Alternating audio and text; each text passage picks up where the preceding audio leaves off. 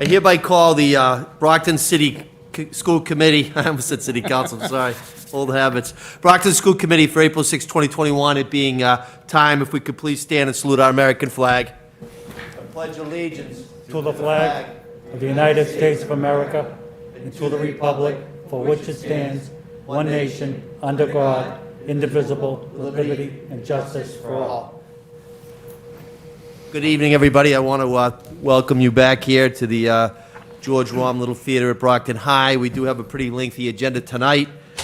So the first thing I need to do is read the following into the record. Due to the ongoing COVID-19 pandemic and state of emergency on March 12, 2020, Governor Baker issued an executive order temporarily suspending certain provisions of the open meeting law, which is Mass General Law, Chapter 38, Section 20. Pursuant to the order, public bodies are temporarily relieved from the open meeting law's requirement that meetings be held in public places, open and physically accessible to the public, so long as measures are taken to ensure public access to the body's deliberation through adequate alternative means. This meeting tonight will be held and will be accessible to the public via Brockton Community Access, and we want to thank BCA for all of their diligence every week on this. Brockton Public Schools website, which is the following: www.bpsma.org, YouTube, and Comcast Channel 98. In addition, the public can access this meeting via the following link, which is www.youtube.com/TheBrocktonChannels. I will now read the roll to establish a quorum. Chair Sullivan is here. Vice Chair D'Agostino? Here. Ms. Azek? Here. Mrs. Mendez? Here. Mr. Minicello? Mr. Rodriguez? Here. Mrs. Sullivan? Here. Mr. Sullivan? Here. We're hereby an established quorum. Now we will go into number 2 on the agenda, which is the hearing of visitors. And Melinda has assured me we do have no hearing of visitors this evening. I'm going to humbly ask, much like we've done in the past, if we could contemplate taking Dr. Richard Herman, city's pandemic consultant, COVID-19 metrics update, out of order. Is there a motion on that? Motion to take Dr. Herman out of order. Second. Motion was made, it was properly seconded. Let me just read the roll. Chair says yes. Vice Chair? Yes. Ms. Azek? Yes. Mrs. Mendez? Yes. Mr. Rodriguez? Yes. Mrs. Sullivan? Yes. Mr. Sullivan? Yes. We will now take Dr. Richard Herman, pandemic consultant, out of order from Agenda 4A, subsection 1. Dr. Herman, good evening. Evening, everyone. Hope you can hear me, hope you can see me.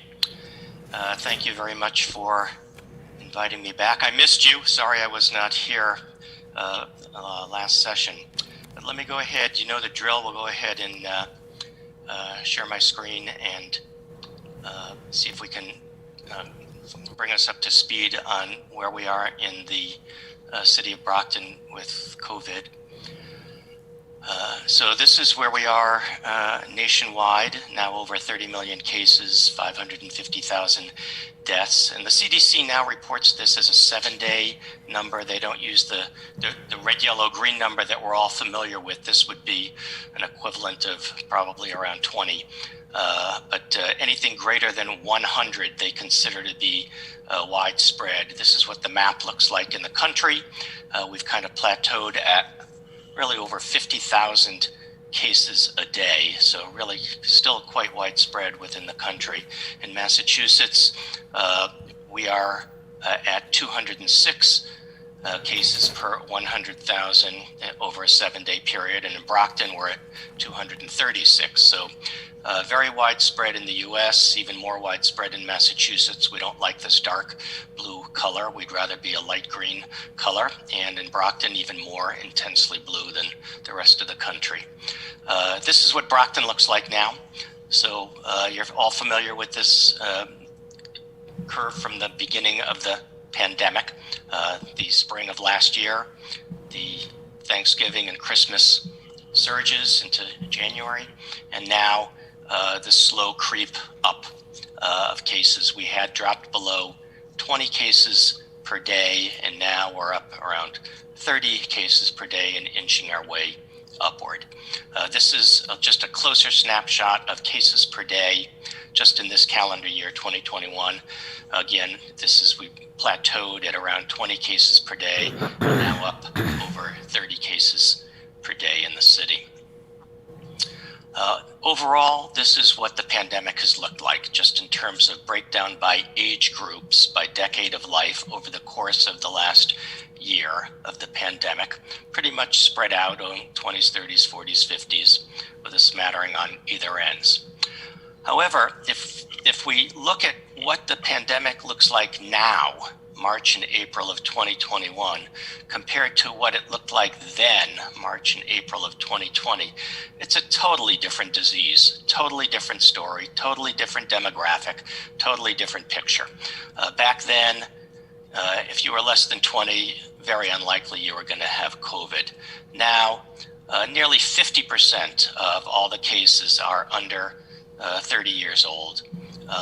Back then, lots and lots of cases in the 70s and 80s. Now, hardly any. I wouldn't say hardly any, but we've really flipped. The 70s and 80-year-olds have changed places with the youngsters and teenagers. So really now, turning out to be a disease of young people. This is today's dashboard, and I know we haven't gone over it for a while, so I just wanted to kind of go around the horn on the dashboard pretty quickly. Just new cases today, 25. That means we learned about cases that have tested positive sometime over the last several days is when the specimens were drawn. We got the results today. If you want to see when the specimens were actually drawn, you can look at this kind of map that shows when the specimens were actually drawn. Confirmed cases, 12,800. A confirmed case means there was a positive molecular test or PCR test. The rapid antigen tests, which now are very, very good and very sensitive and specific, are not included in this.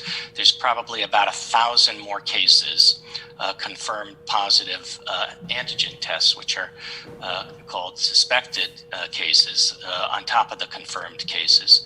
No new deaths today, and we're up to 419. Our regular number is 32 today. Again, that looks at a 14-day period leading up to 5 days ago. And our test positivity rate is 4.59% and climbing. And the reason I say it's climbing is usually if you look at the test positivity rate from Neighborhood Health Center, they'll give us a good bellwether of things to come, and they're in double digits now in terms of their test positivity rate. So my guess is that this number is going to be going up over the next several days. We've included now the number of people that are vaccinated. And when I say 25% vaccinated, that means somebody has gotten at least one shot. And we break that down into partial vaccination. So you got your first shot of a 2-shot series, or full vaccination, meaning you've got both shots of a 2-shot series, or the Johnson & Johnson 1-shot series. And again, the number of folks that are in the hospital and number of active cases, those are folks that are still out there actively in isolation and contagious. So this is what the towns around us are doing. Now, this is last week's data. You remember the data is released on Thursdays, so this is last Thursday's data. It's almost old news now. I think most of the numbers will be a bit higher just because the state is creeping up. We're creeping up. I imagine our neighbors will start to creep up as well. But this is kind of all in the same neck of the woods. The average of all those towns is 28.0. And this is what the hospitalizations are doing. And this each bar is a day, really since the beginning of the year. And again, I've drawn the marks at 50 cases, which is 15% of all hospital beds. Anything above 15%, the CDC says we're kind of in the red and widespread and bad. Anything under 17, which is less than 5% of the hospital beds, means we're in the green, it's good. And we are just hovering. We can't get out of this 8% range. We start to go down in one hospital, another one picks up, the other one goes down, the other one picks up, and just hovering in there with a bunch of sick people in the hospital, really, and I'll talk about why I think that is in just a sec. So this is what our testing rate has been, our test positivity rate. In order to get out of the red, we need to drop below 4%. Excuse me, we were there for a little bit, but now we're going up. And I think we're going to continue to go up in the coming weeks. Last week, our radial green number was 28.2. This Thursday, when it comes out, it'll probably be in the low 30s. Not soaring upward, but just kind of gradually creeping up as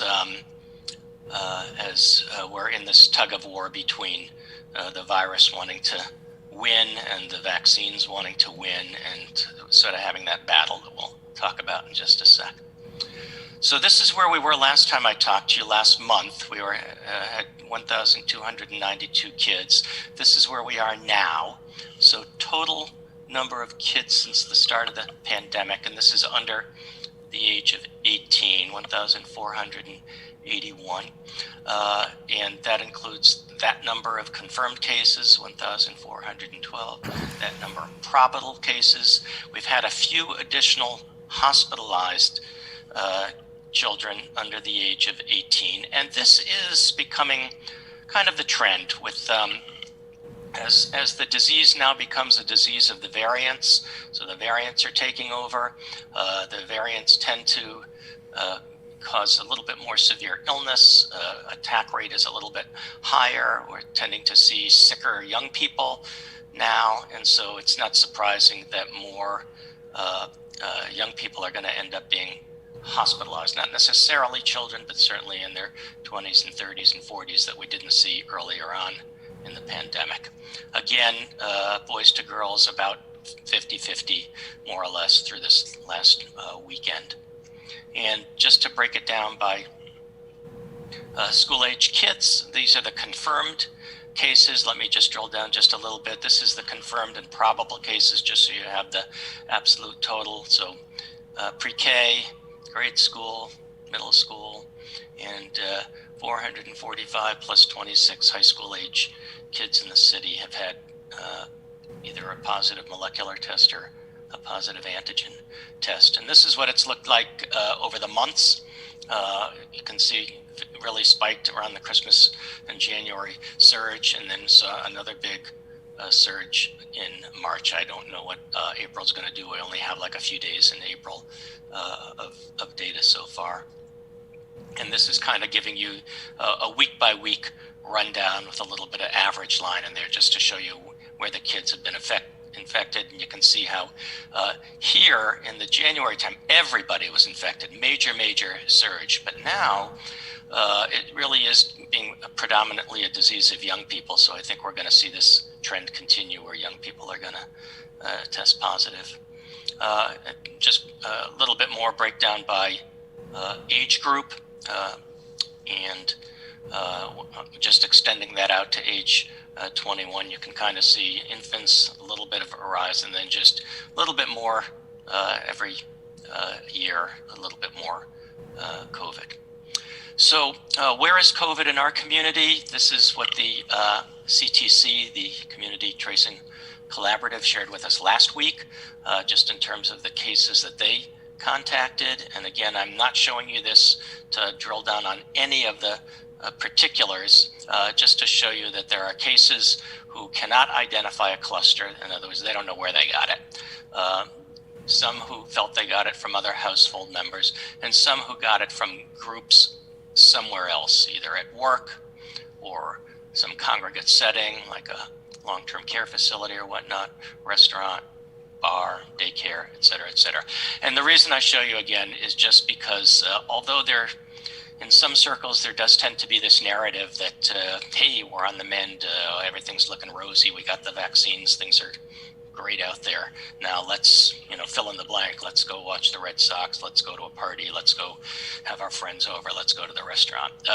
The reality is that it's just as bad now as it was 6 weeks ago and getting worse. So and it's prevalent just throughout the community right now. I did ask the CTC to take the kids during the last week in March and kind of figure out where they got their sources of exposure, because I know there is a lot of concern about spread within the schools, but schools do not seem to be the driver of infections, at least not between students to students, not from students to staff, not from staff to students. In schools, what seems to be the driver is teacher to teacher or staff to staff. The adults are spreading COVID in the school systems, it seems mostly, but not from the kids. So this is where the school-age kids are getting their COVID, mainly from close contacts and household contacts. And that's been the case really statewide. That seems to be that households and close contacts are where kids are spreading things. So right now we are vaccinating, as you know, and starting yesterday, we added another huge age group of those over 55 or individuals with even one medical condition. So tons and tons of folks now eligible, and on the 19th, everyone in the country basically will be eligible, as the president has now asked all states to make April 19th the deadline for making everyone eligible. So what is going to happen? So this is the big question. We're kind of in a steady state now and have reached this plateau.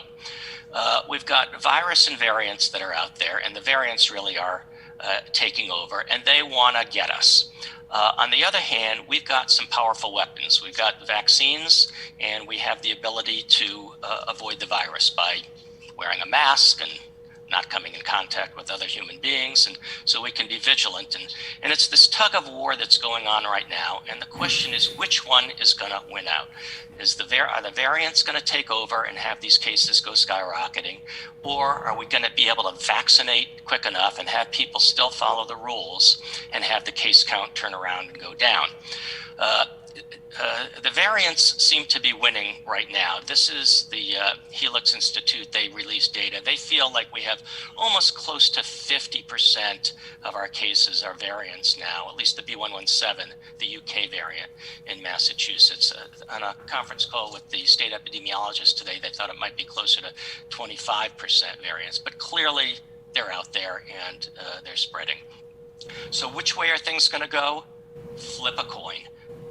These are the prediction models, kind of like a hurricane. You don't know which way it's going. They got some people that estimate that cases are going to go sky high.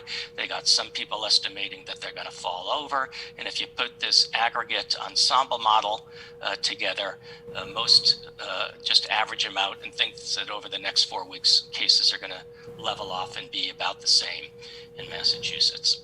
So I just want to talk about variants because it's going to be in the news just because they're everywhere. And you're going to hear three different kinds of variants, and I just wanted us to be smarter than the rest of the world. And the variants are basically classified into three groups. There's something called variants of interest. And what this is really, that's what it is. They're interesting to biologists, but not to anyone else. Just like the flu virus kind of changes every year and you got to switch out the vaccine. A COVID virus also mutates and has these genetic changes in the genome, but they don't cause it to be any more infectious or don't make you sicker. The attack rate isn't higher. They're just interesting to geneticists who can track them. The variants of concern are the ones we're worrying about now, the UK variant and the Brazil variant and the South African variant. They're concerning because they have an impact on the disease. What kind of impact? Well, they either infect you more frequently or cause a more severe illness, or they evade treatment by antibodies or vaccines. So those are the ones that are concerning. Currently, the one that's spreading the most in Massachusetts, the UK variant or B117, does cause more likely to cause disease, but the vaccine will get it. It will take care of it. It's covered by the vaccine, and so that's a good thing. A variant of high consequence is what we're really worried about. That's kind of what epidemiologists go to bed at night and have nightmares about. They don't exist yet, but the variants of high consequence are what happens when it really outsmarts science. So a vaccine doesn't work, a monoclonal antibody doesn't work, it causes horrible disease, and there's nothing we can do about it. Those do not exist yet, thank goodness, but you might hear these terms used. In the US, the variants are, as you see there, in Massachusetts. These are the numbers that are measured, but don't believe these numbers. This was actually last time I talked to you on March 7th. Now they've gone up to significantly in Brockton. I think we've measured probably about 15 cases, but as I said, that's not the real number. The reason we're not measuring the cases is because we don't do the measuring. It's not just a lab test, you send it off to Quest and you get your answer back tomorrow. These are only certain labs that can do it. Not all positive tests are genetically sequenced. Only a small sample size are, or if a clinician asks them to be. So really only a small portion of the positive tests are actually sequenced to see if they're variants. But based on that small sample size, we believe that it's somewhere between 25 and 50% of the B117 UK variant. The P1 variant, Brazil variant, is also one of the biggest outbreaks in the country. In Barnstable County, on the Cape, is one of the homes of the Brazilian variant. So, what are we doing in Brockton? Well, there are lots of opportunities to get shot with your vaccine, with a vaccine that is, in Brockton. You can use the federal program, which is thousands of doses being distributed to Brockton Neighborhood Health Center, which in coordination with the mayor's office is running the clinic at the Shaw's Center Monday through Friday. The Board of Health actually gets a bunch of vaccine from the state because it is one of 20 targeted equity communities, so that we do get a limited supply of vaccine and can try and target those that are hard to reach. And then you can go to some of the more general sites, the mass vaccination sites, the commercial pharmacies, and the VA runs clinics as well. And I just want to put in a plug for our weekend clinic coming up this week. We got a huge supply. I have over 1,000 doses of the J&J, the Johnson & Johnson vaccine. And so we're going to be running a weekend clinic this weekend, Saturday and Sunday at the Shaw Center. Saturday is going to be the Johnson & Johnson vaccine. So for folks that are a little squeamish about getting shot, they can get one and done on Saturday. And then on Sunday, we'll have the Pfizer vaccine. And this is good for folks who are age 16 and 17, who now qualify if they have one medical condition. And it's the only vaccine that's available to that age group. So this is what the population in Brockton looks like in terms of ethnicity, in terms of race. And we're trying to focus on getting our equity populations vaccinated at a good clip. You can see that as of last week, which is when the data was available, this is folks who have gotten at least one dose. And you can kind of take, let's say, the Black population, for example, which is 50% of the population. You would expect if the vaccine was being distributed evenly, that 50% of those who have received a vaccine would be Black, but it's less than that. The same thing for those who are fully vaccinated, 50% of the population, but only 35% of the population Black population are fully vaccinated. So we've got a long ways to go still. Only 25% of the population has received at least one shot. But one group that I think really needs a little bit of attention at the state level and at the Brockton level is the guys. For some reason, we are not getting a vaccine. The female to male is almost 2-to-1, 62% women, 38% men. And so there seems to be a barrier to the guys getting the shot and may require a little bit of targeted messaging to that population. This is where we are as of last week, as of last Thursday. I'm just trying to kind of figure out how safe we are in this community by looking at the immunity status. Now, this is not accurate. This is kind of lying with statistics because folks that have had COVID are immune, but some of them may have also been vaccinated, so there's probably some overlap. But if you look at folks that have had confirmed COVID, those that have had probable COVID, those that have had at least a shot represents that amount. There's still 61% of the population that is unprotected. And if you stretch that a little bit and say, of those unprotected, hey, listen, some of them probably had COVID already. They had no symptoms, asymptomatic COVID, and just never got tested, or they had COVID early on in the pandemic when nobody was being tested. And so even if we say there's twice as many undiagnosed as diagnosed, we still got about 40% that need to roll up their sleeve and get a shot. And so I'm hoping that that happens, and that most of the population in Brockton does roll up their sleeve and get a shot. So that's what I got, and happy to answer any questions that you may have. Thank you, as always, Dr. Herman. Really detailed analysis, and the metrics are stellar, so thank you. I'm going to go to Vice Chair D'Agostino first, please. Thank you, Mayor. Thank you, Dr. Herman. Appreciate you taking time out of your day to join us and put all this information together yet again. Your guidance throughout this has been invaluable, and we really appreciate it. I just wanted to ask, this recent uptick, is there anything that you are attributing that to in general? I mean, I think about it like, geez, things are starting to reopen. As that happens and these variants are out there, that combination, of course, we're going to see numbers climbing back up, but I wanted to see what your perspective was on that. I gotta apologize because I'm having a really hard time hearing y'all. And it's kind of, you're fading in and out on the speaker. So I don't know if you can chat me the message or ask it again. Well, yeah, I can ask again. Are you able to hear me? I can hear you. It fades in and out. I really apologize. Okay. We'll try again. I was wondering if you know or have any thoughts as to what this recent uptick is attributable to. Just the uptick in cases? Yeah, the recent uptick. Yeah. So, my sense is that the uptick in cases is sort of in general due to the relaxation of our phasing. We went from some public health measures to an easing of the public health measures. So opening up,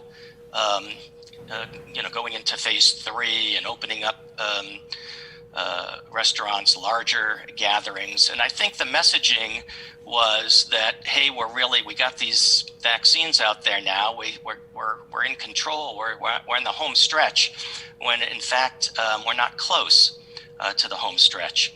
And I think that kind of just let people be a little bit more complacent and interact with one another and spread the virus. Now, you notice it's not going up rapidly and exponentially, and I don't think it will. I know that some of the models say that it will, but I think that these vaccines are so effective, just so effective at preventing hospitalizations and death, that even if the numbers go up, I am hoping that we won't see a comparable rise in the hospitalizations and death rate. So even if the case count continues to go up, I'm hoping that hospitalization rate stays level or eventually goes down, just because so many of the people at risk of death and hospitalization have already been vaccinated in the older age group. My concern is that some of these variants, though, will get you even if you're young, and so the average age of a hospitalized patient now is dropping than is lower than it was earlier in the pandemic. Thank you. Thank you, Mr. Vice Chairman. Any other members? Ms. Azak, please. Hopefully they can hear us. So, Dr. Herman, thank you so much for the presentation. As always, there's always information we take away, and we're constantly just learning about this pandemic and the way it's affecting our community. The biggest thing I'm seeing is a lot of people that are getting the vaccine, and I've been running into this personally, where no masks. So, can you just reiterate and remind people, even though you're getting the vaccine, you can still get the virus. So wearing the masks is very important, and still, doing the COVID guidelines as far as safety. I ran into it the other day. A gentleman said, "Oh, I don't have a mask. I already had the vaccine." I'm like, "Well, I haven't had it, so please put the mask on." And this was during my work at a walkthrough. So a lot of people are putting their guard down. hopefully with more people getting the vaccine, our numbers will not skyrocket, and we can manage them, especially now where our students are back in school. We're almost there. Well, a couple of more months and we're done. We just have to get through that. But the misconception that once you have the vaccine, you can't get it, you can get the virus, even though you had the vaccine. But do you have any information as to, I'm hearing mixed info. The vaccine lasts for how long? Is it 90 days, 6 months? Do we know how long it stays in the system and keeps you safe from getting a severe reaction to the virus? So I think was the question how long is the vaccine good at protecting you for? Was Yes. that it, or was it how soon after you get the vaccine can you get side effects? No, not really the side effects. When the vaccine is in your system, it's not like a long-term vaccine. I heard it was pretty much short-term. So how long does it stay in your system? Do we have any studies on, is it 90 days? Is it, is it 3 months, 5 months, 6 months? How long is it going to stay in the system? So the question, how long does it protect you for? Yes. Yeah. So I know the answer to that, which is I don't know. And I think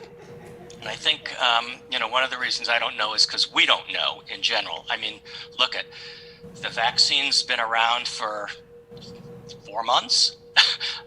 So it's not like we've had a whole lot of, millions and millions of people to kind of be able to figure it out. But the 6-month follow-up study on some of the original vaccines is done, and at least 6 months of protection seems to be good. And I think most epidemiologists, most virologists feel that this vaccine is going to be protective for 1 year plus at least. I think they feel like it's going to be a long-term keeper. Even though we're seeing some variants, the virus doesn't seem to be mutating and changing as rapidly as something like the flu virus. So yes, we are seeing some variants, but it's not changing as quickly as a flu virus is. So I think people are hopeful that that the vaccine is really going to be protective, at least for 1 year plus. And as far as just how long it stays in the system itself, I mean, it stays in your system a very, very short period of time. The RNA viruses are gone in minutes, probably. That RNA dissolves and is gone, and then the antibodies do their thing. I think what we do know now is anyone who was waiting to see if it was safe, I think that ship has sailed. More than 100 million Americans and who knows how many people around the world have gotten these vaccines, and I think it's sort of proven to be pretty safe without any significant serious side effects.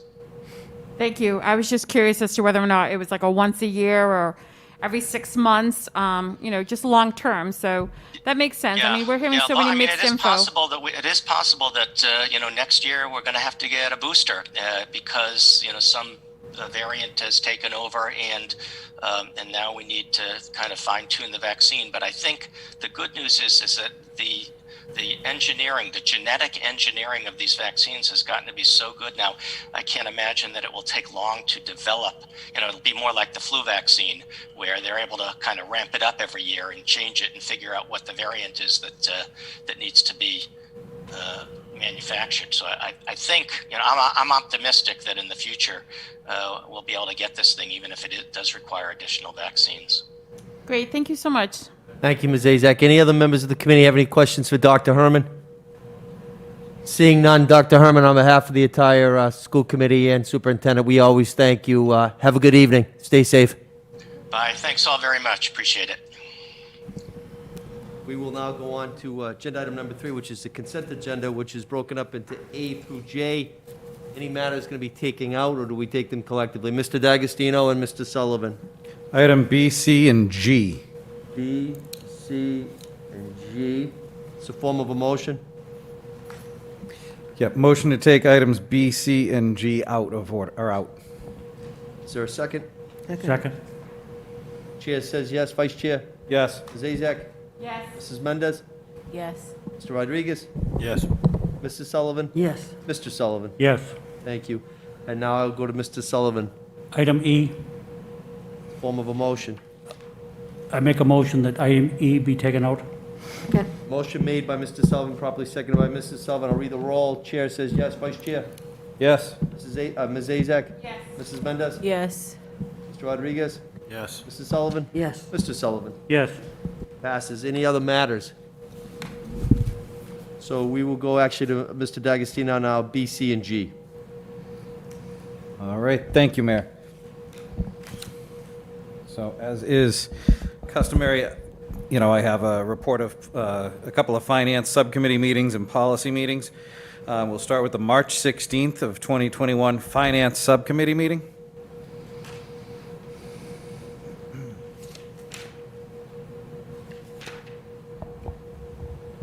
Okay. So on March 16th, the Finance Subcommittee meeting met at 5:30 PM.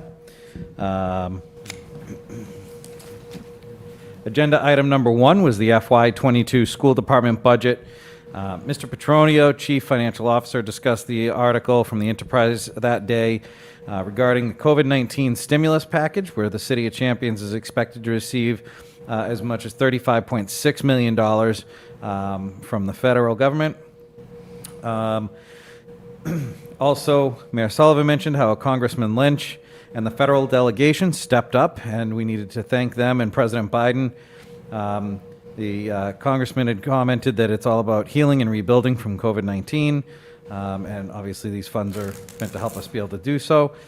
Mr. Petronio discussed estimations in the budget book to come up with our FY22 budget for the school department, looked at what we currently have, and without contract settlements or future costs carrying those funds forward into a new year, it was estimated that $8.6 million would be available funds for the committee to look at and decide the best way to spend those.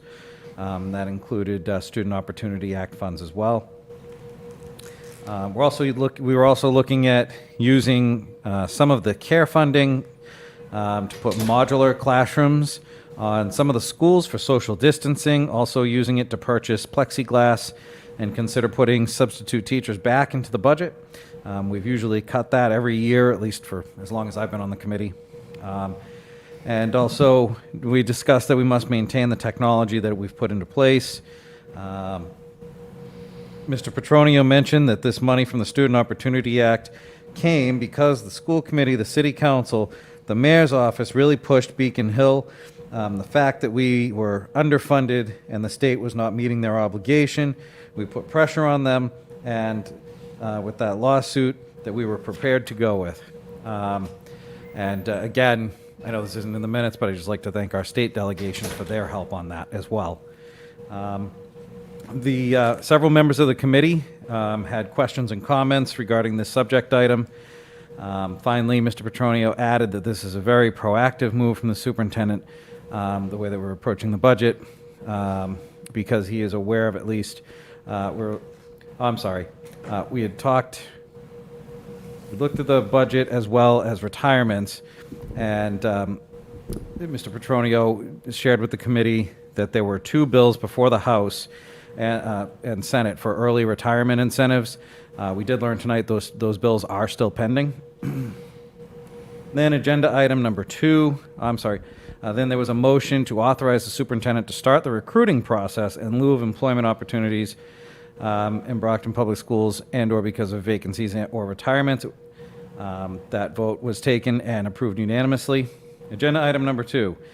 Mayor Sullivan mentioned that Governor Baker and Polito were coming to Brockton the next day to tour the Shaw Center and see how the collaboration and success has been between the city, the clinic, and the neighborhood health center.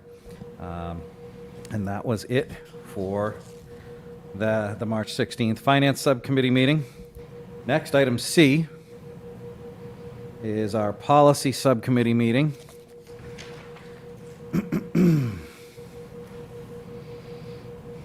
Policy Subcommittee meeting also occurred on March 16th, 2021.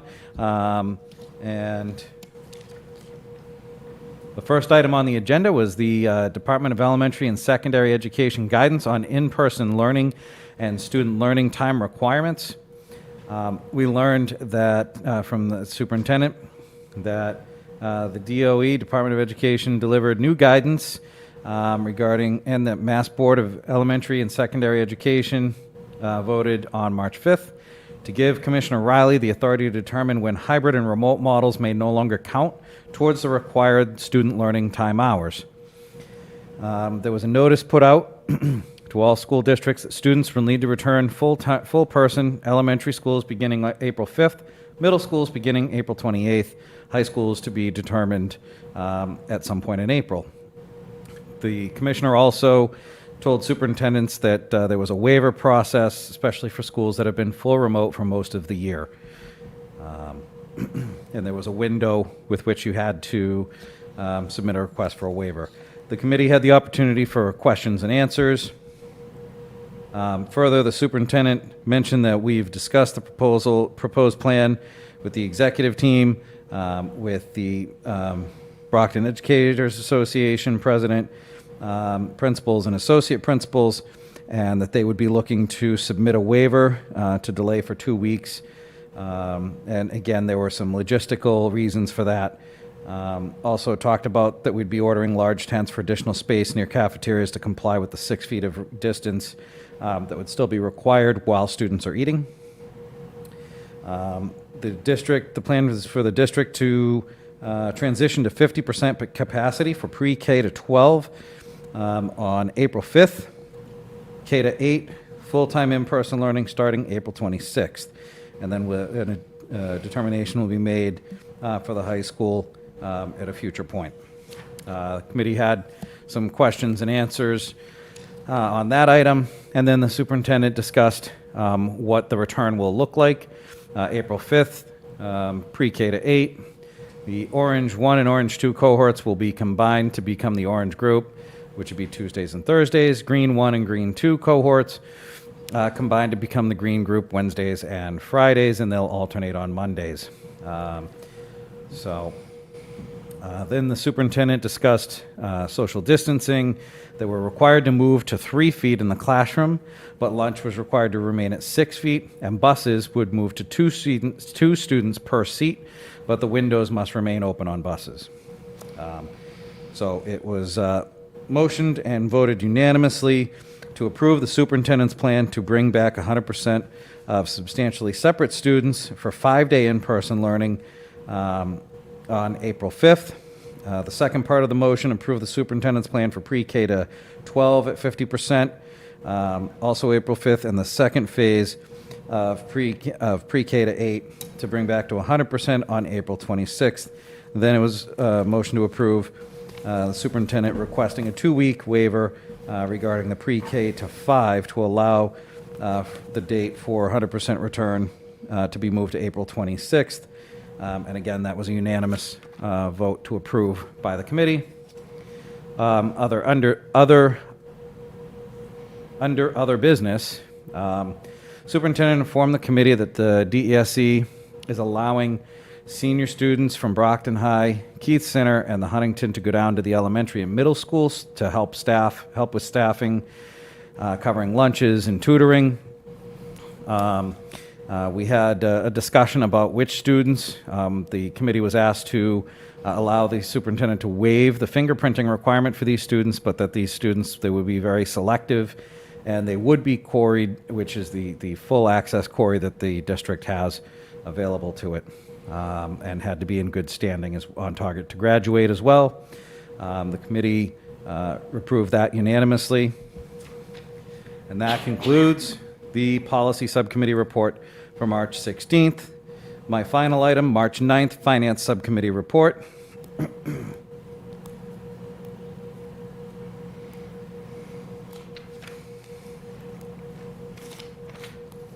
All right.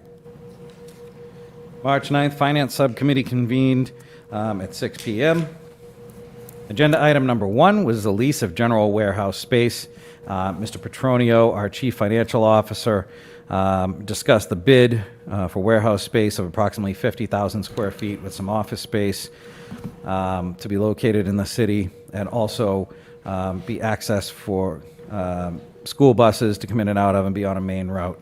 We received one bid from Casey Brothers for warehouse located on Pearl Street, former Farmerica building.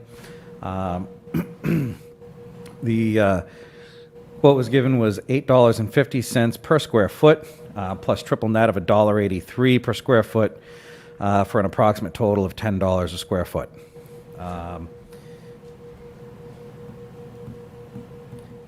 It was discussed that anything over 3 years requires permission from the city council, which we had obtained. There is a 3% escalation clause during each year, and it is a 5-year lease. There was some question and answer from the members of the committee, and then a motion was made to approve. Roll call vote, and the motion was approved unanimously. Agenda item number 2, expenses for removing of the Keith School was discussed. There was some discussion about IT-related issues and such. There were some questions and answers by the members of the committee. There was no vote needed at that time on that item. Agenda item number 3 was the FY22 School Department budget. Mr. Petronio discussed Chapter 70 funding from the cherry sheet, additional funding from the Student Opportunity Act. He mentioned that this is the first time in 10 years where there's money available to spend, discussed the books provided for the evening to the committee, and what the contents of that was. Let's see. Then there was some comment by the members of the committee.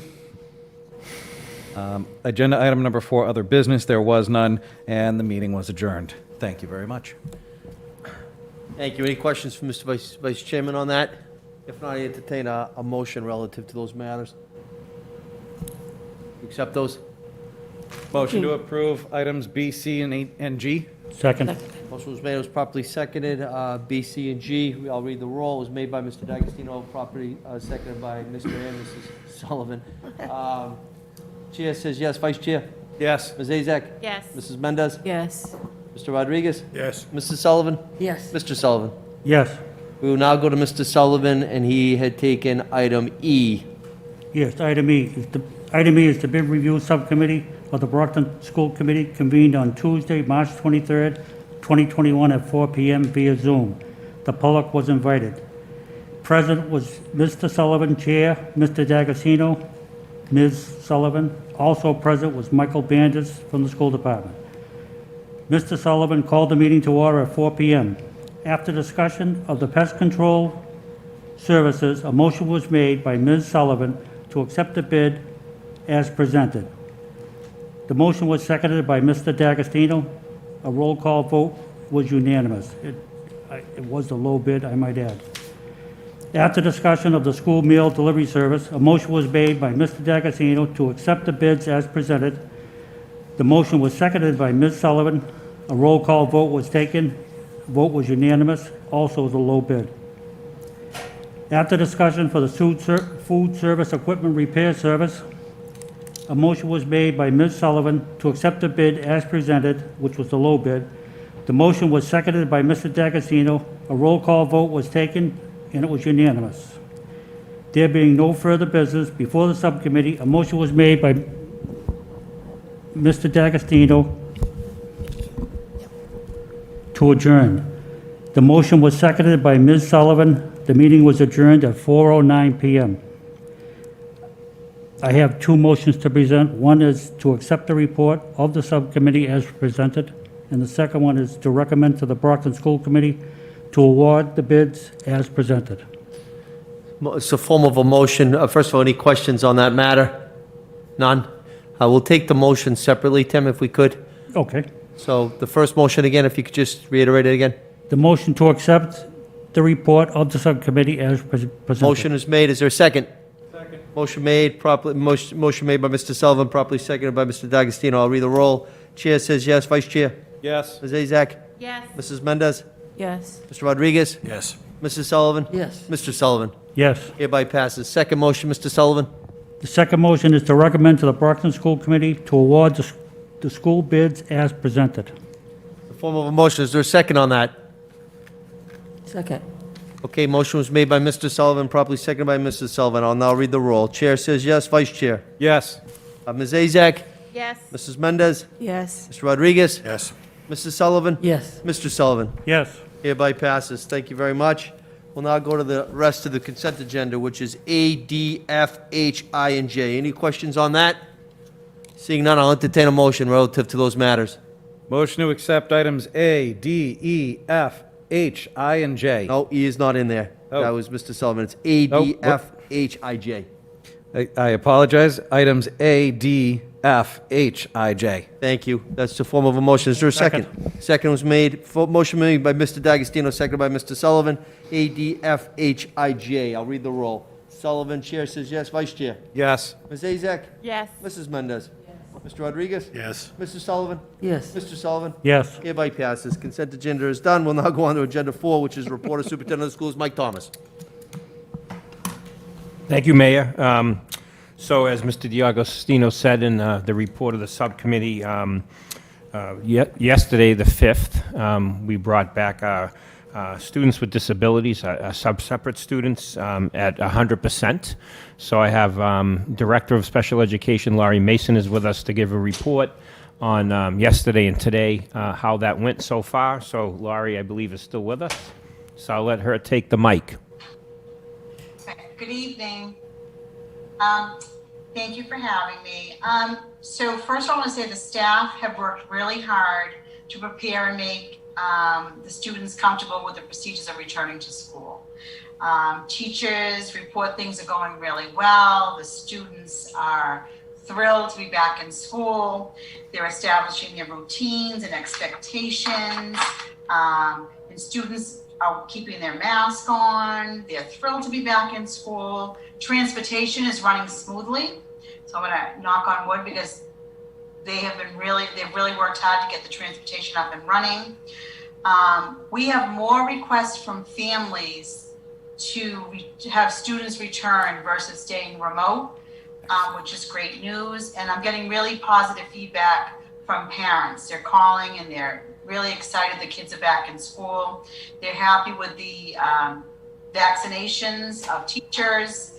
And I'm thrilled. It's only been 2 days for full 100%, but it's going great. The teachers and the staff are really working hard.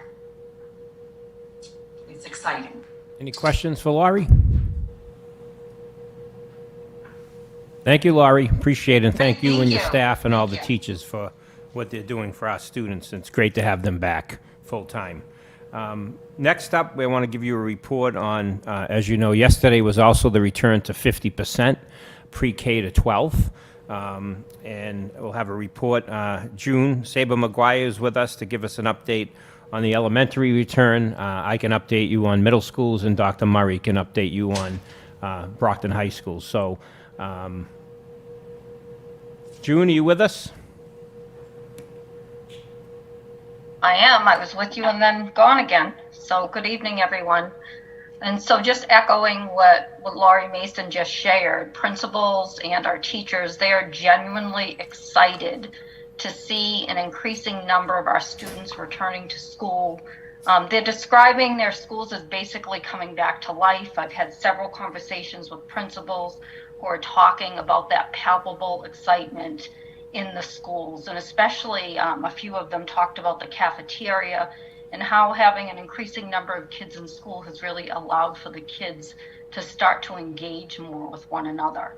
And the kids, I mean, they're excited to be back. I got to see a few videos today of kids in classrooms. Again, they're excited, they're interacting with each other, with their teachers, and the overall excitement is just undeniably positive. And so despite the understandable apprehension that many of us have had about the return to school in conjunction with the virus, the return of our students to school has proven to be incredibly positive.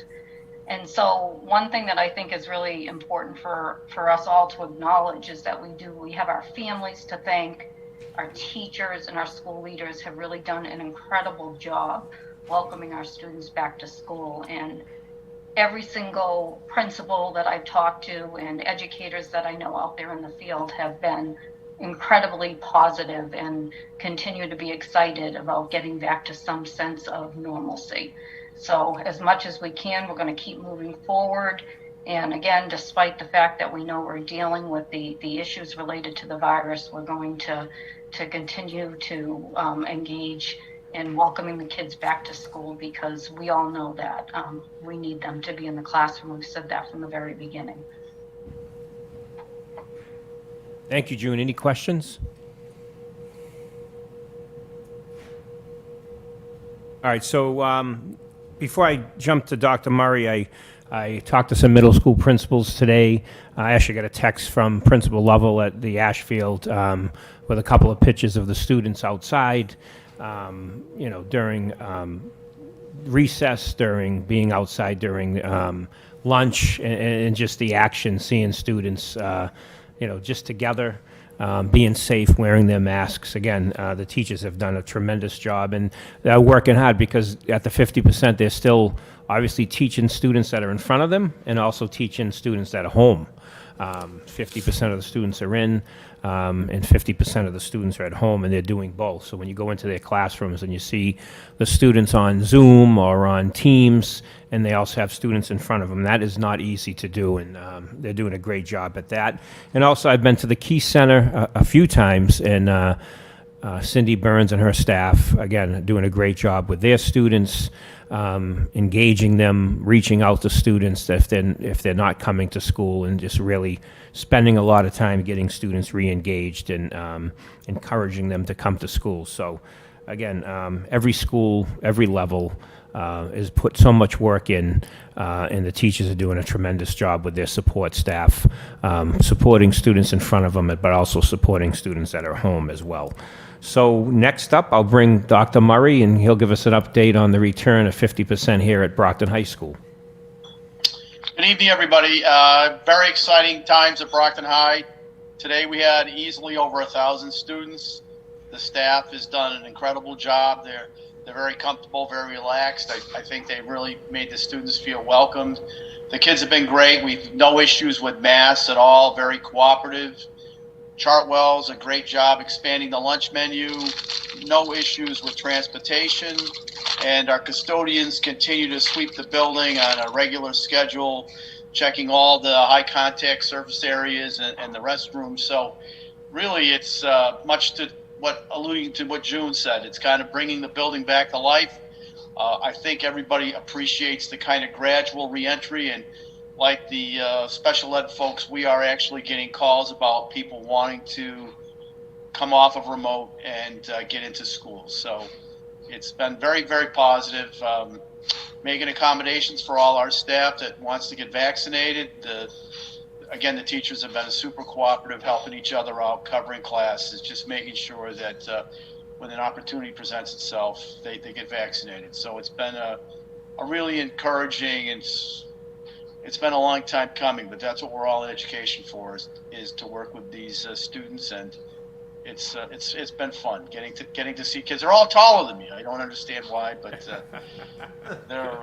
it's been fun. So we've had a great start. Any questions? Are they taller, or are you shrinking? Yeah. A good I'm getting point. wider apparently, but not any taller. So I'm turned into a pyramid. What can I say? And so, yeah, transportation, again, it's almost like September, you're starting school, so, sometimes buses and vans are late. Sometimes first students scrambling because there is a shortage in drivers. But just, I asked the public to be patient. A couple of calls came in today about traffic around schools, about around the Unknown, around the Baker. We have several more parents deciding to drive their children to school, meaning that less students are on buses, meaning that there's more traffic, because obviously if you take 20 kids off a bus and put them in cars, it's 20 more cars coming to school, or at least 15. So traffic is going to be slow around schools, and we always ask that people please be patient, because these are young students. Even older students here at Brockton High, you are going to see more traffic around all schools. Usually I always say, if you go by a school in the morning at arrival and at dismissal, it's usually, it's about 15 minutes. It's going to slow down. Now it's going to be probably closer to 20 to 25. Lieutenant Vidaro and school police do a great job helping with traffic, but he's also down 3 officers that have left us to go over to the Brockton Police Force. So, but he is getting help from the Brockton Police as well, assisting our school police officers with traffic enforcement. And we just ask people to be patient because you are going to get, it's going to be congested around our schools in the morning and the afternoon. It's just more people are driving their children and not putting them on buses. So obviously that's a lot more cars coming and going, even at the 50%. And then when we go to 100%, the 5 days a week in pre-K to 8, there'll be even more traffic. And we go to 100% on the 26th of April. So I just wanted to let people know that it is going to be a slow go around schools at arrival and dismissal.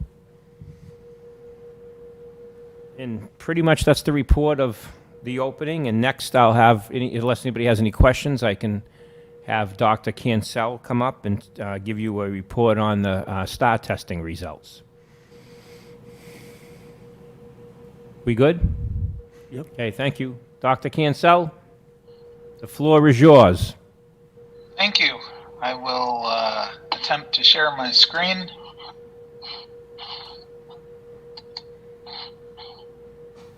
Just go here. Oh. Share screen.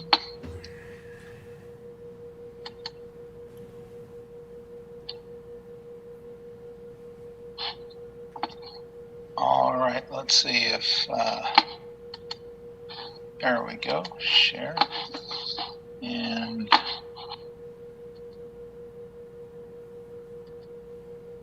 all right. Pardon the delay. The big question is, how did we do on STAR? We just so everyone in the audience understands, we administer the STAR assessment by Renaissance. It's a nationally normed test. We administer it in the fall, in the winter, and in the spring. So we have a beginning, middle, and end design. And what we ask is, to answer the question, how did we do? We say, well, how did we do compared to the fall? And how did we do compared to last year? We're going to look at the participation rates. We're going to look at the average unified scaled score. We're going to look at the average percentile rank. Even though I was taught that you use the median, the state uses the average, so we'll use the average as well. And we're going to be looking at all students in subgroups. So here is just the very first preliminary slide. It just says, okay, how many students participated in STAR? And you can see that we had pretty high participation rates both in the fall and the winter. You can see that there are some gains in many grades. There were slight declines in grades 8 and 5. But basically you have a high percentage of students who take STAR, whether it's full remote or not, and it was full remote. That's in the ELA portion. This is the math. It's a similar story, except you do see that there are 3 grades that are slightly down. But again, with the exception of 8th grade, which is lower than we'd like to see at 85%, almost 86%, you do see, again, decent rates in the high 80s, low 90s. So now we look, that was just who is participating, but now we're going to look at the actual scaled score, and it's what they call the unified scaled score.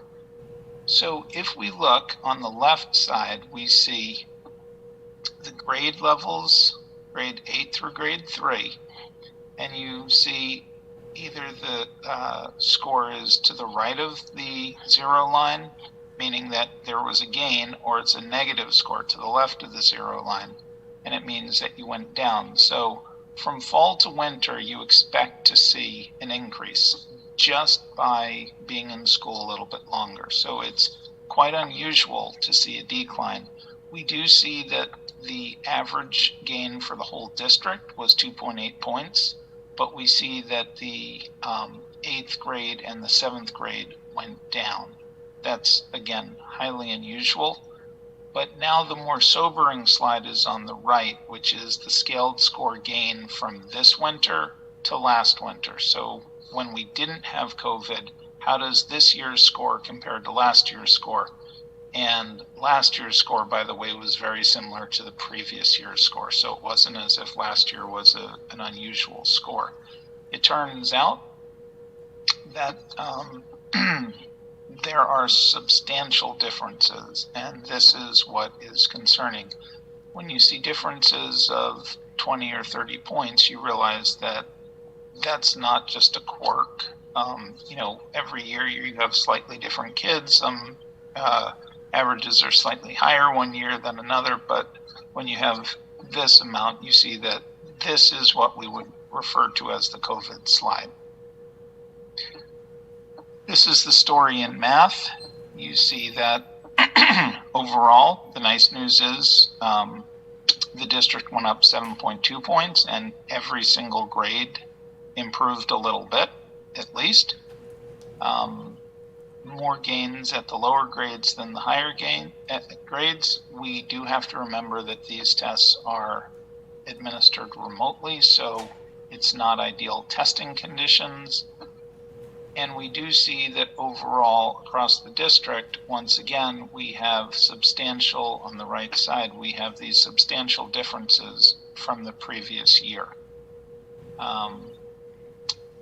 I couldn't tell you why grade 7, the gap is as small as it is. I can't tell you why it's as large as it is in grade 6. I can just tell you that across the board, it's substantial. So our work is cut out for us. Just to give another sense of how we're doing, we look at the percentiles. Now I put this caution sign, I alluded to it earlier. It's a very tricky thing to compare percentiles. There tends to be a lot of error that's built into a percentile. It tends to be, it's not like a score, like a test score where you can be fairly precise. It's a comparison of rank, but it does give you a general indication. And as I said, as the state is using the average, I am as well, although typically you would use the median.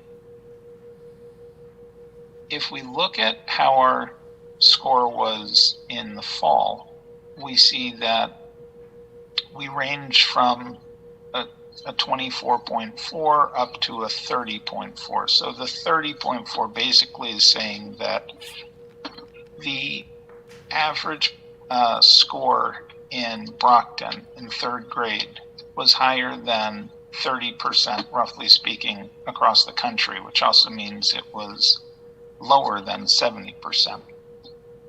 And in the winter, we see that was where we started. We see the comparison, and that's in the chart below. You see that the percentiles actually decreased. They didn't decrease hugely, but they did decrease. So it means that compared to other students across the country, our Brockton students were actually losing ground. So that's something to think about. We can take a look at how we did this winter compared to last year's winter. So the first thing you can see when you look down at the slide at the bottom, you can see that they're all red arrows. And you can see that the decrease is from 4 points to 8 points. So you can basically conclude that this having to be fully remote was difficult for many of our students. In math, we see how we fared for the fall to the winter. And again, math is a little bit unusual. We are taking these tests remotely. It will be different when we're back in person and taking the tests in person, because then we have a much more reliable indicator. but you do see that some of the percentiles went up in math. In fact, more than some. Only 2 went down, and one of those were down very slightly. I will point out that these very small increases or decreases in percentiles really doesn't mean much. It pretty much means you're doing the same, but at least you're not falling backwards sharply. When we do compare ourselves to how we did last winter, you do see these more substantial differences, like down 10 points or down 10.2 points. And those, while potentially it could be just the way the distribution works and error, there's a good chance that when you're at 10 or 12 points, it's legitimate. So you can see that how we went from being in the mid 40s, high 40s in some cases, down into the high 30s, mid 30s. So those are real declines. Now to shift gears, because that's the entire district, excuse me. Now we want to look in at the subgroups, because we always disaggregate our data to get some more insight. We have, we see that there's very little change in terms of the percentages of our different students. So in other words, 60% of our students are African American as of this winter.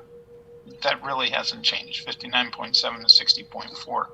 It's gone, so we've had very little change, but we have had some slight change. In terms of the subgroup averages, we're going to look the same way as we looked in the all the students. We're going to look at the fall to the winter, and then we're going to look winter to winter. And you can see that it's alphabetical. It's the African American student subgroup, followed by the Asian student subgroup, the Hispanic student subgroup, multi-race student subgroup, and then the white student subgroup. And I'm only pointing that out to you in case you can't read what's on the screen. But as you can see, there's some real differences in the scores. These are the average scores of the different subgroups. So what you can see is the African American student subgroup, from fall to winter, there was a 4.8 point increase, which on the face of it, you say, okay, well, that's okay. But then when you compare it to another subgroup, you say, okay, how does it compare? Well, it compares favorably to the Hispanic student subgroup, but it compares unfavorably to a 19-point gain with the Asian student subgroup. So you see these differences. And as I would pay special attention to the Hispanic student subgroup and the white student subgroup, because they both have the red arrows. That means that those subgroups actually went down in ELA. So when you look across the grade levels 3 through 8, those students who belong to that subgroup actually decreased. And now this is the gain. You see the fall to winter gain, but now you're contrasting that to the winter on the right, the winter to winter. And you see that they're all negative. And once again, you do see some differences in the subgroups, ranging from going down 26.3 points to only 6.7. But the fact is, they still are all negative. This is the math. And you can see that just like when we looked at the aggregate math for everyone, you can see that every one of the subgroups went up. You can see that the increase or decrease, the increases, there are no decreases. The increases, some are greater than others. And interestingly, although we saw that the Hispanic student subgroup in ELA went down, in math, it had one of the largest gains. So, that is just a function of what it is. Now we take a look at how do we compare to the previous year. That's the chart on the right, which I think is the really important one. And you can again see these differences by race, as much as 25.1 point decrease and as little as a 7.6 point decrease. This is a confusing chart, but I'm thinking that as we become more familiar with it, it becomes less confusing, but I still think it's confusing. This is looking at the English learner subgroup in the winter, and what it does is it shows you the group on the left, and the second column, which says percent of group, is EL, standing for English learner. So it says that for African American students, 28.1% of the entire African American subgroup is they are English learners. However, when you look at all the English learners, 73% of them are African American. So you can see that the difference in the amount of students in our overall population shows up when you compare, let's say, the Asian students. They make up a very small percentage of our overall population versus the Hispanic student. They're slightly larger. Well, they're a bit larger than the Asians, but they're a sizable group. The 20.4 compared to the 27, that's not that difference, but the 1.7% compared to 20.3, it's a big difference. The only reason I'm showing you this is it gives you a sense that there are very different, when you look at the subgroup on its own versus the subgroup as part of another subgroup. So the race and ethnic subgroup as part of the English learner subgroup, and we'll also take a look at the student with disability subgroup and the economically disadvantaged. You see that 14.2% of African Americans are in the student with disability subgroup. It's interesting that the Hispanic student subgroup, the multi-race student subgroup, and the white student subgroup appear to be very similar in terms of their percentages of their own group, but you can see how the percentage of the student with disability subgroup is different. You can see which groups have a larger population in Brockton and which do not.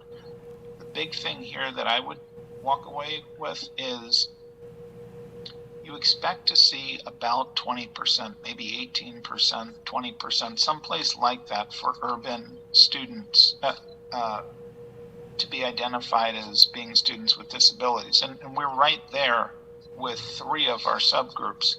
With 2 of our subgroups, though, we're substantially below that. So that's just something to take note of. This is the economically disadvantaged subgroup. And, you see that as a group, the Hispanic subgroup of students, 71% of our Hispanic students happen to be economically disadvantaged. So that compares to the district average, let's say, of 63.6. So that's something to think about. So now the big question is, so how do the subgroups do? Because yes, they're different percentages, but they also have different outcomes in terms of what their averages are. And you want to know, how did they do? Were there differences in performance fall to winter and winter to winter? And what we can see is, and it makes sense because all of these students taken together give you the district average. But you notice that the district average gain was 12.8 points. The African American subgroup exceeded that gain. The Asian subgroup did not. and nor did the multi-race, nor did the Hispanic. The white subgroup substantially did. So that was just when you go across all the different grades and lump them together, that's what you get, fall to winter. But when you look at the math, you see that almost every group did well except for the multi-race. And this was a very small subgroup, and I did double check it to make sure that it wasn't, a mistake. And I'm not quite sure what happened, but for the 50 or so students who are in that category, they did go down. But this is across multiple grades. It's 3 through 8.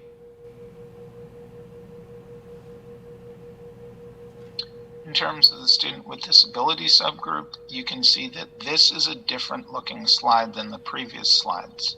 You see that there's more red. There are only 2 groups, the Asian subgroup and the multi-race subgroup, that gained, and they had rather large gains. But then you see either mild declines or a larger decline. And that's not what you expect to see from fall to winter. You really expect to see a gain. Here's the story in math, fall to winter for the subgroups. You see that 3 of the groups went down, 3 of them went up. So that's what we have. The economically disadvantaged group, we noticed that the Hispanic subgroup had the largest percentage of Hispanics were economically disadvantaged. And when you take a look at the economically disadvantaged group for Hispanics, their scores went down. So that's something to take note of. And this is the story in math. Everybody did well in terms of improvement. That, as you looked, you could see that there were averages. You could see that certain groups were consistently scoring higher than other groups. But I do want to stress the point that averages hide a lot of variation. It's an average. It ignores the very bottom. It ignores the very top. It just says, on average, this is how you did. So I do want to take a look at 2 things, 2 different perspectives that I think are very important to consider. This is, I went and took a look at the top 10 scorers of each of the subgroups. And so if you look at the top 10 scorers who are African American and you compare them to the top 10 scorers who are Asian and the top 10 scorers who are Hispanic and the top 10 scorers from each one of these categories, you see something that's different. You see that the African American subgroup for ELA now has the highest average, and that simply was not the case before. So this tells us, don't forget, you have students from every group who can score very well, and you have averages that tell you another story. So I think this is a really important story to remember. And I can tell you that I went back in time to when the previous 2 years that we did this, administered the test in person, and I can tell you that the results were consistent. So I found that to be an important reminder. We see the fall to winter percentiles. Remember, the percentiles were in the 20s, 30s. Now you see them in the 90s and high to mid 80s. So the top 10 scorers do very differently than the average in terms of the percentiles. It's what you would expect, but maybe what you didn't expect would be that the different students from different subgroups would be scoring as they did. Here's the story in math. It's very similar in terms of the results that the students did very well, and you can also see that in terms of the percentiles, 95th percentile for the average top 10 African American scorers 89.6 for the Hispanic subgroup back in the fall, and the Hispanic subgroup in the winter was 91.7, and the African American subgroup climbed to 96.1. So it does tell a different story. Our students are affected differently by the full remote, and within subgroups, you have to remember not to generalize an average to all students. There are some substantial differences. I hinted at this at the last time, and I was sort of inspired by our conversation and some of the questions to take a look a little more closely at the amount of years you're in Brockton matters. That's an old slide that I made up for MCAS, and we found out in the past that for students who had been in Brockton from 3rd grade to 10th grade, not even K to 12, but 3rd grade to 10th grade, by the time you were in 10th grade, you were exceeding the state average on MCAS. So I wanted to take a look at STAR, and when you use certain statistical techniques, you can make these statements. Now, I have to warn you, these have assumptions built into them. It is on average, but I'm going to try to interpret what this slide is showing you. What this slide shows you, it shows you the grades on the vertical axis. So you see it's 8th grade on the top, 7th grade, 6th grade, 5th grade, all the way down to 3rd grade. And then it has these, orange bars because these are ELA scores. And what this says is, on average, in 8th grade, for every year that you are in Brockton, it translates, every extra year, it translates into 14.6 scaled score points. So let me just say that again in hopefully a slightly different way to drive the point home. In 8th grade, you could have been in Brockton for kindergarten, 1st grade, 2nd grade, 3rd grade, 4th grade, 5th grade, 6th grade, 7th grade, 8th grade. That would be 9 years. Now, technically, you could have repeated a year, but by and large, you could be in Brockton for 9 years. If you looked at the students who had been in Brockton for 9 years versus the students who had been in Brockton for 1 year, you'd see a very large difference, because each year basically, on average, adds 14.6 points. So think about that. And that's consistent across the grades. Now, it's not exactly consistent in 14.6 points, but every single grade showed the exact same relationships. So the longer you were in Brockton, it was associated with higher scores, which is a very nice thing. Even though our scores are a little disappointing, they're not where we want them to be, you still have an advantage if you're in Brockton. And a very similar story is in math. Now, granted, the scores are slightly lower, but if I look again at 8th grade, or I could look at 3rd grade, because I didn't, talk about any of the early elementaries. So let's look at 3rd grade. Every year you're in Brockton, and that is only kindergarten, 1st grade, 2nd grade, 3rd grade. So you're only talking about 4 years, unless, again, you repeated something. You're still talking about a 6-point gain. So if you have been in Brockton for all of those years compared to a kid who's only been there 1 year, you've probably got a 20-point advantage on that student. Again, that's on average, but I thought that was a real nice way to summarize the important work that is done. Here is my final slide. It has the visual pun. It's a slide, the COVID slide. I hope you are all roaring with laughter with that. So unfortunately, the COVID slide is real. Being full remote really didn't improve our scores. The results are down substantially from previous years. That is the sobering reality. We can't get away from that. We do have to temper our conclusions by realizing that our data are not renowned for reliability, because our tests were administered fully remote. There's no guarantee who was taking the test and who was coaching people taking the test. we do know that there are substantially different results for different subgroups. That's really important. We have to look at why there are substantially different results for different subgroups, because when you look at the averages, it hides really important performances. When you look at the top scoring students within each subgroup, you see a very different story. So I'm hoping that we can gain some insights from there.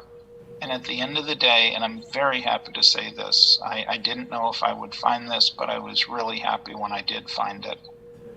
It still matters the longer you're in Brockton compared to students who have not been in Brockton for a long time, the better you do. So with that, we have our questions, and I should be done. Anybody have any questions?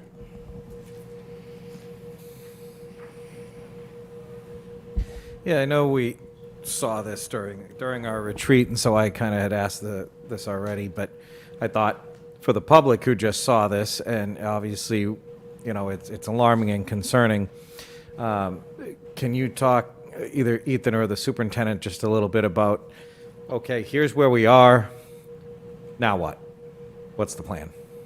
So obviously, part of the plan is, thank God we got the Student Opportunity Act funding and then extra funding from the federal government to put the things in place that we talked about tonight as far as positions.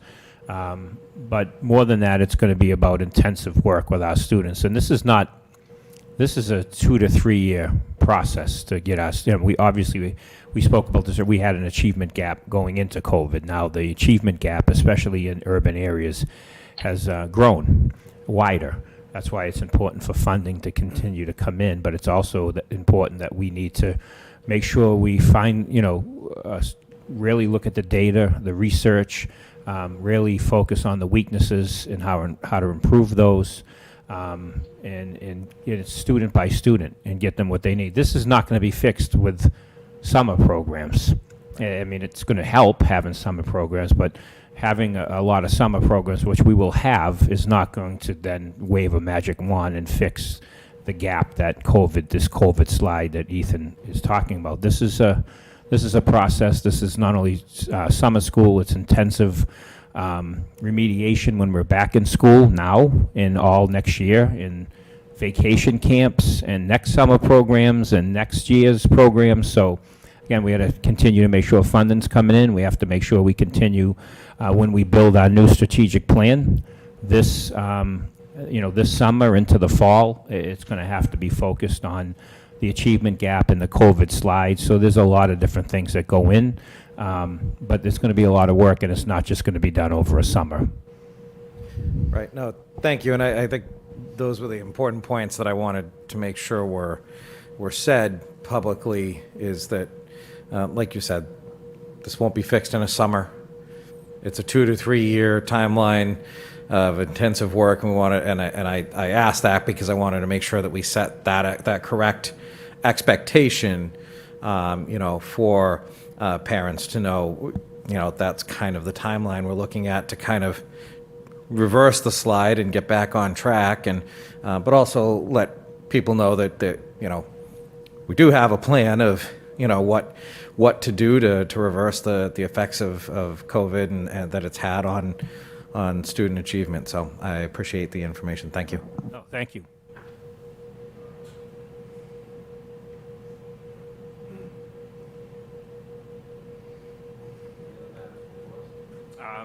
We have Aldo. Aldo, you want to give a quick FY22 budget update? Actually, you can take Mr. Minichiello's spot.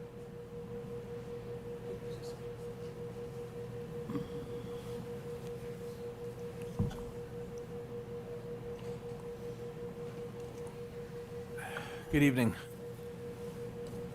So far, we've been working on the additional personnel that we have for FY22. As I reported in one of our last meetings there, this is the first year in 10 years we have some available funds to add positions with. So the past few meetings, we've been discussing those positions, what's most important to add to the budget.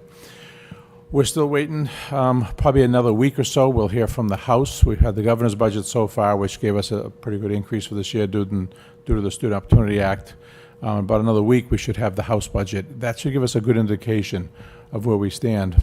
In the past, the House budget's always been a little better than the governor's, so that'll hopefully provide us more funding to spend. But from what I'm hearing from Beacon Hill, the House and the Senate aren't too far apart on what they're considering for our budget, so we should have that shortly. And then we'll go through the rest of our budget process. Once we have the House number, I think we're confident at that point we can come up with a good amount to put our budget request into the mayor as what we feel we need so that the mayor can complete his budget and then bring that to the city council. I know this year the mayor's looking to get to the city council, I think by what, the first week of May, Mayor, or so, or? June. Late, okay, but I want to get our budget hopefully to you the beginning of May so that you can finalize your budget. We're looking to try and get the budget out there in the public and in the hands of the council a little earlier this year so everyone has time to really review it and look at it. But this is, again, the first real optimistic year we've had, probably 10 years, looking at our budget. So hopefully we can make some good strides in improving our staff and improving our scores overall.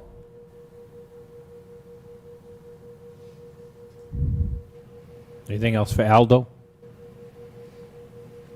Thanks, Aldo. And then you stay up here for a minute just to give a quick, I think Dr. Cobbs is still with us, just an update on where we are with getting ready for a new transportation company and the actual warehouse spot that we're going to have to house not only our transportation department, but also our facilities department. I think Dr. Cobbs is still with us. Okay, I guess I'll begin.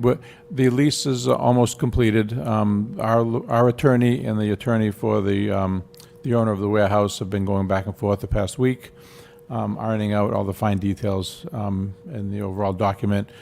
So hopefully we'll have that signed pretty soon, and once it's up and running, we'll begin to start bringing equipment in and getting the build-out underway in there. The job ads are ready to go out.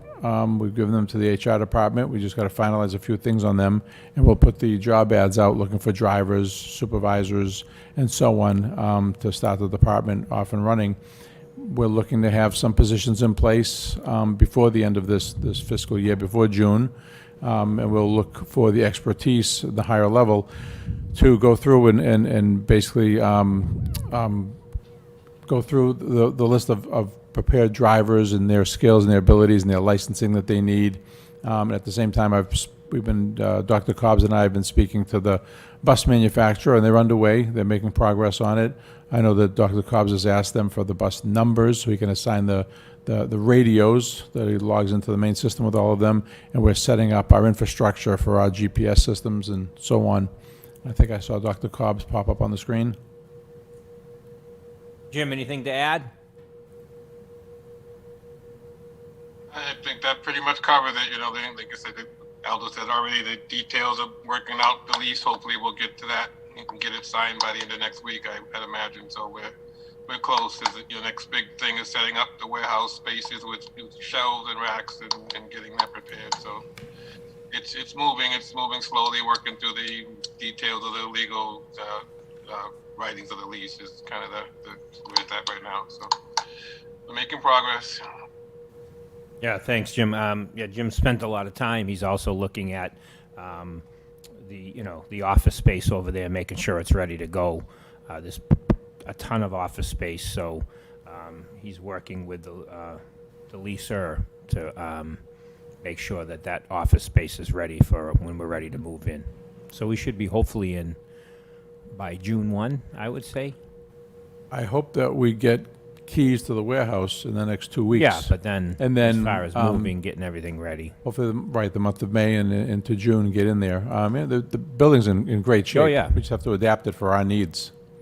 So, There's In some case office. anybody's interested, I arranged with the owner to do a tour of the warehouse next Tuesday. I believe it's at 11 o'clock next Tuesday morning. So if anybody's interested, I can send out the invitation if anybody's interested in walking through with us. Yeah, Jim, if you could send that to Melinda, then she can get that out, and then When was No. it? Tuesday? Tuesday at 11, Dr. Cobbs? Tuesday at 11:30. 11:30, okay. Tuesday, okay. Thank you. I just wanted to just make a statement. So, as chair of the facilities, I was invited to tour the warehouse, and I met with Dr. Cobbs, and very impressive. The amount of warehouse space that we're going to have is going to be amazing, and the office space, and to be able to combine a few of the departments all under one roof. This is a very impressive location. So, good job finding it, and it's going to be a great location to have our busing. So for those that weren't, I'm going to go back because you always see stuff that you didn't see the first time. So I'm going to try to make the second meeting. But for those members that didn't get a chance, it's definitely worth seeing. Definitely impressive. So, and I'm sure we're going to make that grow. Oh, yes. I mean, given the height of the warehouse, it's got so much potential for our facilities department, I believe the IT and a few other departments, and with the office space. Exactly, because even now, we cram supplies into schools that don't have much space. Brockton High was designed incredibly 50 years ago. It works great, but there's very little storage space here. So this will provide us, like you said, we can have shelving, kind of like you see in like a Home Depot, that's 20 feet high, and a forklift that puts stuff up, so we can put wax and paper supplies, and we can really utilize it like a warehouse, along with using it as a bus depot. So it'll work out great. Yeah, I don't see us outgrowing that for quite some time. I mean, I do go to the facilities building on Foster Street often, because that's, I'm fortunate enough to have the facilities department be able to let me store some of the Cradles to Crayons donations that we get. But that space is so limited, and we have containers that we rent, and we have other locations that we have everything spread all over the place. So this is wonderful to be able to have it all under one roof. And like I said, I was very impressed. You need a pair of sneakers when you're walking around there. You don't realize how huge this building is. So it's got a lot of potential, So, but for the members that didn't get a chance to take a tour, I would definitely take a tour. See the before and after. I'm sure our in-house is going to make it look amazing once they get everything set up. So June 1st is pretty impressive. Yeah, I think, we should be good to be able to, I don't know if all the offices will be in by June 1st, but we'll be able to get in there and start, setting up for the transportation.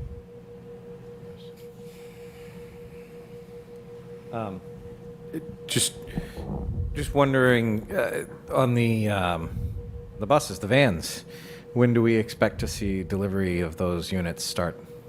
They're supposed to be coming in late June, early July. Okay, great, great. So seems like everything's, fingers crossed, knock on wood, and anything else you got. Seems like things are moving along at the right pace that and we just got to make sure we have plenty of oxygen to give Mike. Thank you. Any other questions relative to that matter? Seeing none, we'll continue on the agenda. So finally, for me, is a recognition, a donation by Miss Elizabeth Nixon from the Pepsi Cola Company and / Frito-Lay from the Randolph site. Is Elizabeth with us? Yes. So I want to thank her, and we can turn to, wonder what page is she again? I had it, now I lost it. 13, thank you.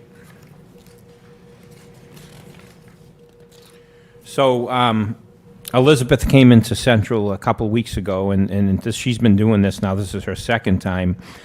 So the Pepsi Cola Company and Frito-Lay out of Randolph, she donated, her and that Pepsi Cola Company, the employees there donated $1,011 to the Brockton Public Schools for families that are in need. So she worked closely with Janice Johnson Plumer, and who was in my office that day? It was one of the parent liaisons. So she worked closely with Janice Johnson Plumer and all of our parent liaisons to make sure that these funds, they were able to buy gift cards at Walmart and Shaw's to make sure that they got to families in need. As you know, our parent liaisons and Janice are in contact constantly with our families So they made sure that with this cash, they purchased gift cards at Walmart and at Shaw's to make sure families were able to go and buy supplies that they need for their households. So Elizabeth is with us, I believe. Elizabeth, you want to say hello?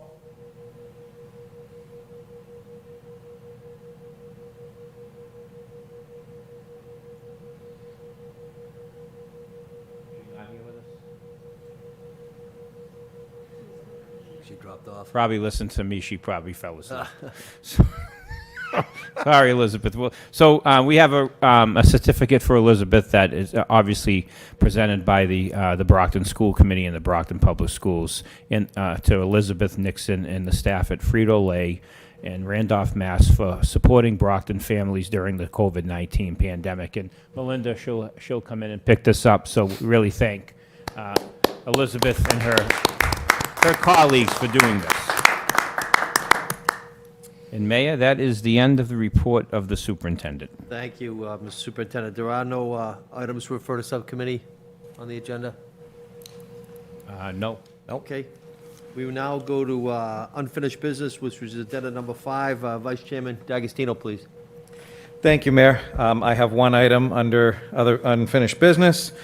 The March 16th Policy Subcommittee meeting, as I read earlier, we considered a proposal for Brockton High students to go down and work at the elementary level. We do need a vote of the full committee, so I'll kind of read that other business report in, and then I'll ask, we'll need to have a favorable, hopefully, vote to accept the recommendation of the policy subcommittee. So, Superintendent Thomas informed the school committee that the Department of Education is allowing senior students from Brockton High School, Keith Center, and Huntington to go down to the elementary and middle schools to help the staff with covering lunches or tutoring. The seniors can do this during the school day. The high school principals are now working to see what students can fit that into their schedules. This would be a paid internship.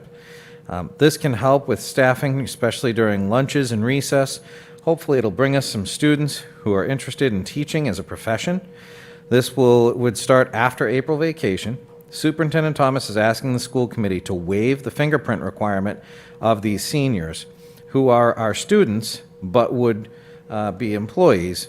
Superintendent Thomas is asking for these employee fingerprint requirements to be waived because it costs $55 for each senior and the process takes time.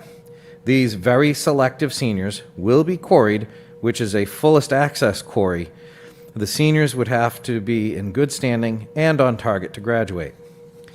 Mr. Rodriguez motioned to waive the fingerprint requirement process for Brockton High School seniors that would be tutoring at the elementary and junior high levels. It was seconded by Ms. Asak. The vice chair called the roll, and the vote was approved unanimously. The form of a motion? Yeah, I guess it would be a motion to waive the fingerprint requirement process for Brockton High School seniors that will be tutoring at the elementary and junior high school levels as recommended by the policy subcommittee. Second on that motion? Second. Motion made by Mr. D'Agostino, seconded by Mr. Sullivan. I'll read the roll. Chair Sullivan says yes. Vice Chair? Yes. Ms. Azak? Yes. Mrs. Mendez? Yes. Mr. Rodriguez? Yes. Mrs. Sullivan? Yes. Mr. Sullivan? Yes. Hereby passes.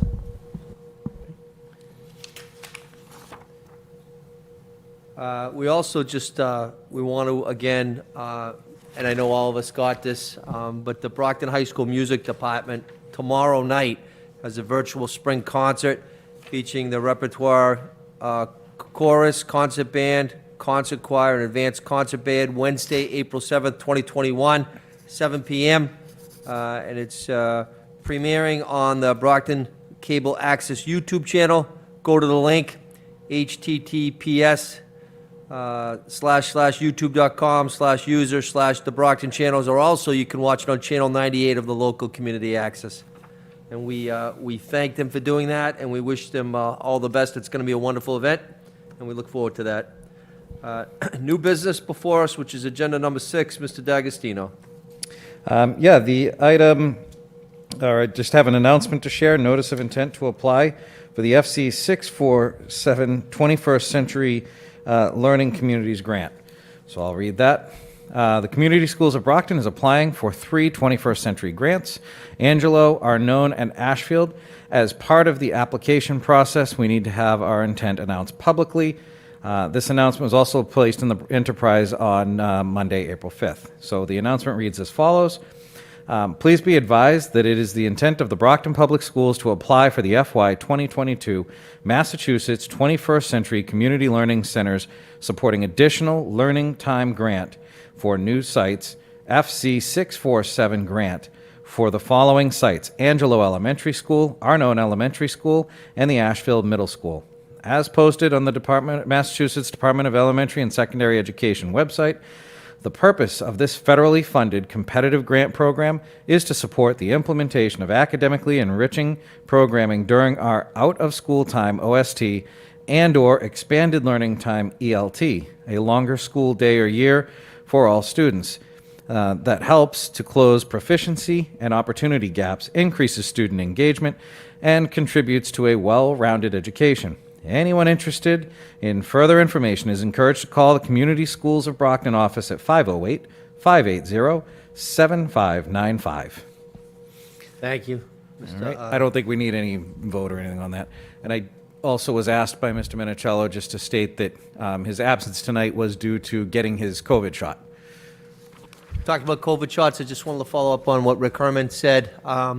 We did a very successful last Saturday clinic just with our BEMA and our Board of Health. Saturday, Neighborhood Health Center is not there. We did 520 shots of J&J, one and done. Day before that, we did 100 shots at the Westgate Mall. So this coming Saturday, again, if you're interested, if you qualify, if you're eligible, feel free to call the mayor's office, 508-580-7123, or go on the city website. And we are going to be there 9 to 5 Saturday for J&J, and then 9 to 5 on Sunday, which will be Pfizer vaccine number 1. Any other matters before us tonight? I have a Mr. couple quick Superintendent, ones. As you know, we talked last time about graduation weekend, which we are moving forward with.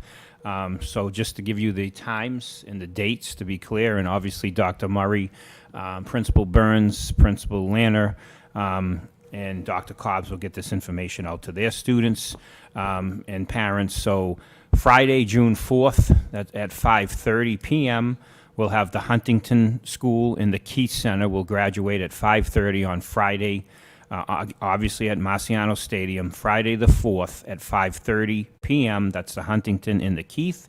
And then on Saturday, June 5th, will be Brockton High School's graduation. There'll be 2. To allow us to have the maximum amount of guests per, which the Department of Ed and the guidelines are allowing 6 tickets, and that's what we usually do for Brockton High School, is to allow 6 tickets. We can't allow any more than that, but we can allow up to 6 tickets per student, and to be able to do that and make sure we get more family members to be able to come and see their son, their daughter, and be able to see, again, their grandchild, their cousin, or their niece or nephew. We need to do it. We don't have to do it one building at a time, but we got to do it at 2 buildings at a time. So at 11 a.m. on Saturday the 5th, the green and red will graduate, and then at 2:30 p.m. the azure and the yellow. And again, that will be 6 tickets allowed for each student. In normal times, we allow students to purchase extra tickets. These tickets are at no cost, but we cannot exceed 6 tickets per family member. But it was very important for us to make sure that students were able to get the maximum of 6 tickets. That's why the need for 2 graduations. But we can have outside, we can have singing, we can have a tent again. There will be a march into the stadium. It will all be obviously following COVID guidelines, but it will be, other than not having the full 4 buildings there, it's going to be as close to normal as we can possibly get. So I want to thank the committee for always supporting that. So that's, again, Saturday, June 5th, green and red at 11 a.m., azure and yellow at 2:30 p.m. And then on Thursday, July 15th, in Marciano Stadium at 6 p.m., that will be the Edison Academy's graduation. They always graduate later in the summer. They graduated graduated last year in July because we had to wait to July to graduate everyone. So, Dr. Cobb's and NS Academy are back to pretty much their normal graduating date is around the middle of July. So that's Thursday, July 15th in Marciano Stadium at 6 p.m. So obviously each principal at each school, the deans at the high school, Dr. Murray, Cindy Burns, Jay Lanner, and Dr. Cobbs will be getting the information out to families and make it clear how they get their tickets and so on and so forth like we do every year, and safety guidelines will be sent out as well. So, and then finally, if you look out front tonight, the large tent is set up. That's for all our outdoor music and singing activities. It's set up over by the outdoor pool. It's very large. I want to thank the committee for that support. It allows drama. It allows our chorus and band to practice outside and do performances outside. And we also are moving forward with our spring musical, which will be outside. Aldo has been working with Bob Hogan, the Drama Club, and Sarah Richards to make sure everything is in place for the spring musical, which will take place right around the middle of May. It will be an outdoor event, but we are moving forward with our musical, which is great news. So, Excellent news. Thank you. Thank you, Mr. Superintendent. Any other matters? We'll continue on the agenda. Number 7, executive session. We do not have any executive session tonight. So last but not least, number 8 is the adjournment. Entertain a motion. Motion to adjourn. Second. Motion made, properly second. I'll read the roll. Chair says yes. Vice Chair? Yes. Ms. Azak? Yes. Mrs. Mendez? Yes. Mr. Rodriguez? Yes. Mrs. Sullivan? Yes. Mr. Sullivan? Yes. We are hereby adjourned. Thank you, everybody.